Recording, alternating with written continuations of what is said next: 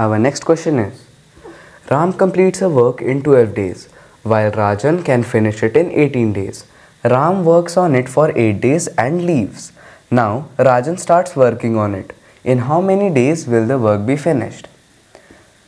राम जो है वो किसी काम को 12 डेज़ में कर लेता है और राजन जो है वो उस सेम काम को 18 डेज़ में करता है। अब लिखा है राम उस काम पे जो काम था उसको 8 डेज़ तक करता है और फिर छोड़ देता है।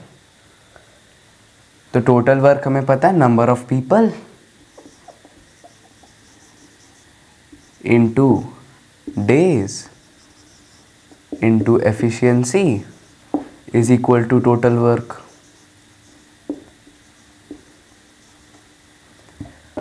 Number of people, राम एक अकेला है तो 1, तो इसे छोड़ देते हैं।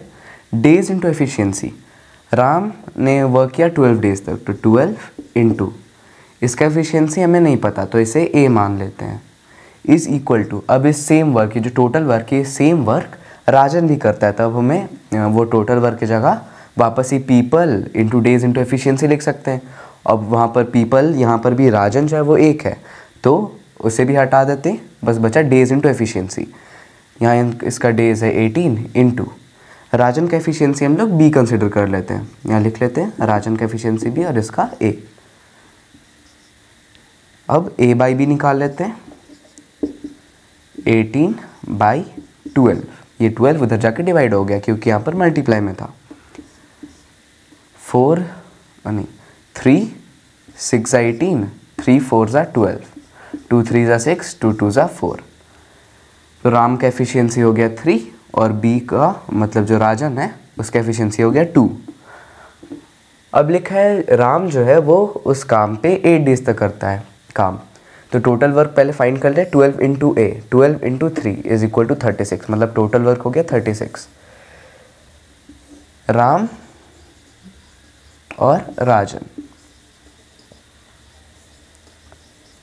राम का एफिशिएंसी 3 और राजन का एफिशिएंसी 2। राम वर्क किया 8 डेज तक, मतलब इसे 8 से मल्टीप्लाई कर देते हैं, इज इक्वल टू 24। उसने टोटल 24 वर्क कर दिया, तो जो टोटल 36 था उसमें से हम लोग 24 माइनस कर देते हैं, आ जाएगा 12। अब उसके बाद फिर राजन स्टार्ट करता है काम करना, तो 12 जो है जो टोटल वर्क बचा उस पर राजन काम करता है, तो अगर वो अपने एफिशिएंसी से उसे डिवाइड करें तो आ जाएगा 6। और एफिशिएंसी को अगर जब टोटल डेज से डिवाइड करते हैं तो आ जाता है number of days equal to 6 days. This is our answer. So let's move on to our next question.